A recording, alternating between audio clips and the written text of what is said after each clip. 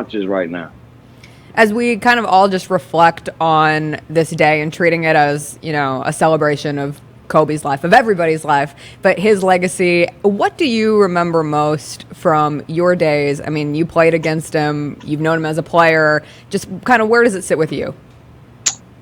I think the biggest thing I took away from Kobe was the competitor that he was. No matter the accolades, no matter the championships, no matter the all NBA teams, all NBA defensive teams, no matter the money, none of those things were bigger than the effort that he put into this game on a regular basis. And I think when you're able to see someone of that caliber continue to work as hard as your 15th person on the team, then there's no excuse for you to be in the gym working on your game. And so, and once he got into game situations, it was like a switch went off. You know, I didn't know him personally more than seeing him at a game if there was an event or something, just to say a quick hello, whatever, in passing. But just to watch from afar, the way that he dedicated himself to this game, the way that he wanted to get as much out of his teammates as he was pouring into a basketball game. I think just him being a leader on and off of the floor, and so those characteristics are the ones that I will always remember and cherish about him. And then, you know, as he got later on into his career, as much stuff as he started to do off the floor, also. So sorely missed. I mean, you see how many people, the outpouring of love when it happened, still straight up until this time, you can't go a week without somebody in some way mentioning his name for something. So whenever that happens, that lets you know how many people he has touched, not just on the basketball floor, but away from the basketball floor, and how much he's done for young ladies basketball. And that is just the relationship with he and his daughter, and how he was able to then make that be a relationship for a bunch of young girls across this country. So he was an icon in many ways. Yeah, he definitely was. And when you think about just kind of going back to this time last year and Kobe Bryant's last Instagram post being a shout out to LeBron James when he surpassed him on the all-time list and saying that the game is in good hands. And then you go to last night, LeBron James having an amazing game, a 40-point plus game, and being the oldest player since Kobe Bryant playing his last game where he had that 60-point night.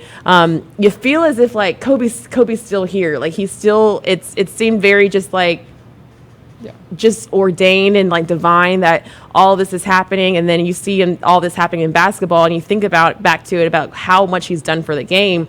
And we know LeBron James has such a special connection with Kobe Bryant. And he said it like the game is in good hands. And you look at all of these young guys, especially with the Grizzlies, where you have like John Morant and Jaren Jackson. When you see that, isn't it not just hard to not reflect on the game? The basketball game is in great hands.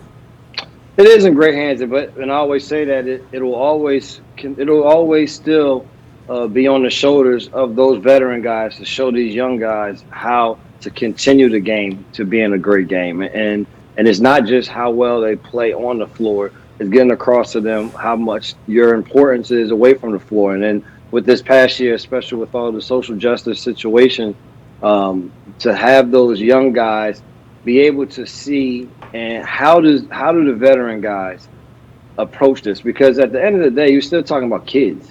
These are kids that have been thrust into a position that most of us at that age wouldn't know how to comment on it.